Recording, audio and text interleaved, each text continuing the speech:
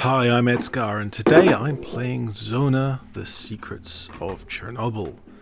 I'll be wandering the exclusion zone as the Loner, a surprisingly well-rounded character. This board game has some really nicely detailed models, and so I'll also be painting the Loner model in this video.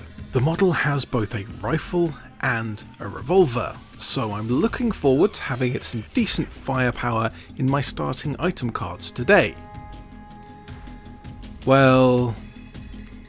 oh, come on. Well, I was pretty excited to start painting as well, and so I totally forgot to clean up the mould lines. I did go back to clean them off a little, but rushing in has full effect here. Regardless of that, I'm getting my base colours all laid out, so that when I fill in the shading later I know roughly what it's going to look like. My game also got off to a heated start, but with a whole lot more luck. I started near a secret location, which I will need to get into at some point, but it will cost me 1,000 rubles to do so. I guess this represents me buying some specialised climbing equipment to get inside. Clearly not the kind of money any player starts with. So I pass by on my way further into the more dangerous yellow areas of the zone. However, I encounter the Silver Net Anomaly, which awards me 2 artifacts, each worth 500 rubles. And the next step over is a bunker where I can sell them. Look at all that money that I'm making on turn 2.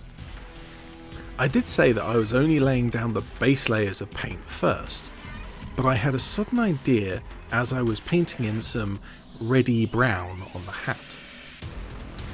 I really like a technique that's called wet blending, where you paint 2 paints onto a model at the same time and mix them together to get a colour gradient.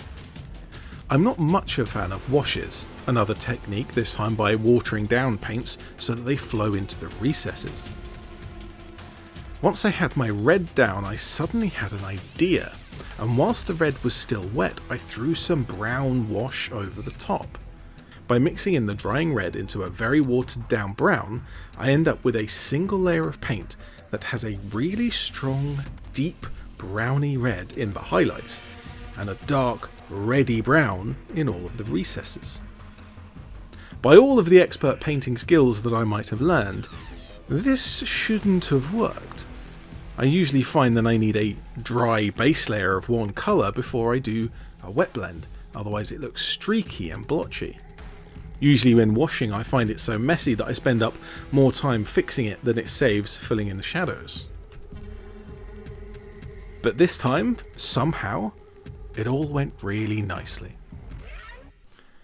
Also going nicely is my game. It went so quickly that I forgot to record some sections, but I ended up safe at the roadhouse after getting my second secret from the underground archive, just as an emission rocked the lands. Now, I did have to expend some fatigue running the last few steps, and I encountered 2 ball lightning anomalies along the way, which I couldn't defeat. What I lack, however, is any stuff that will keep me alive on my journey to the centre. I also lack any money to buy that stuff. But that emission was the first one since the game began, so I have some time to go on another trip to maybe gather some more resources. I also need one more colour that I'm avoiding. After filling in most of the model with the base layers, I skip over that and start to lay in some shadows on the creases in the clothes. But I had not coloured the scarf. I wasn't sure what colour would fit, so I asked around for some second opinions, and someone suggested purple. Interesting suggestion. Purple paint is made by mixing blue and red, and the scarf is in between the blue jacket and the red hat. That might just work out nicely. I often feel like this loner with nobody to talk to, but occasionally someone will respond on a randomly cast out question on an internet chat service.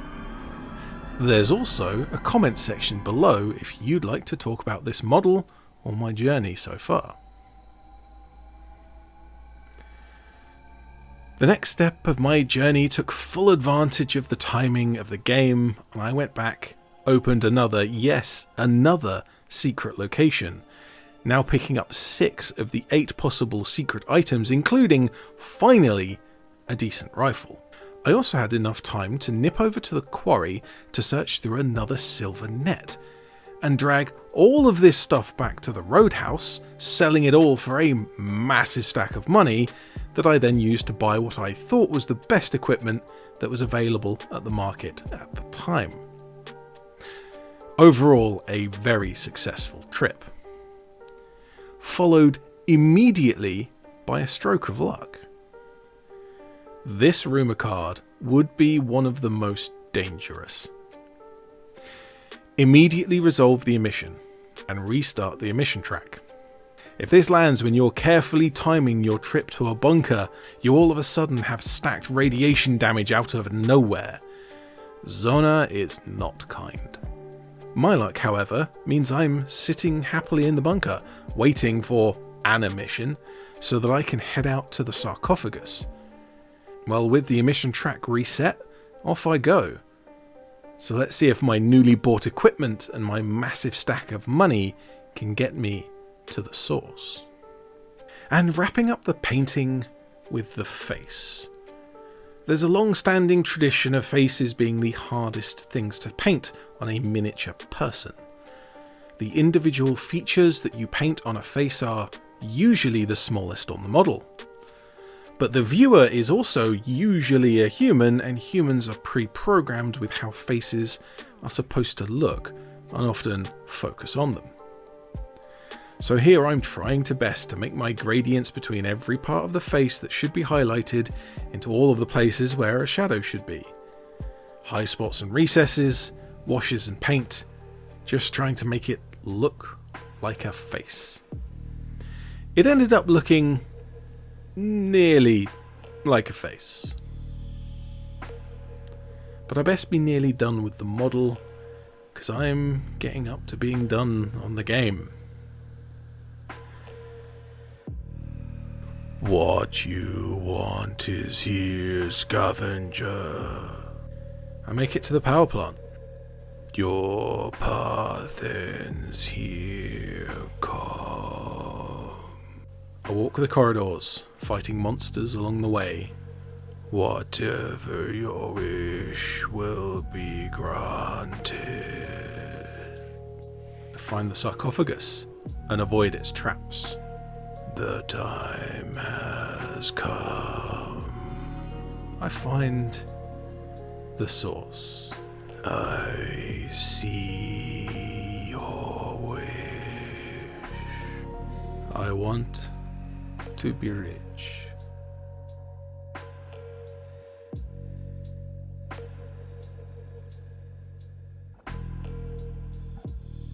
And so we have another model completed and another journey at its end. And for anyone who's played Shadow of Chernobyl, you may notice that I took some embellishments with the finale simply because it was altogether far too funny not to.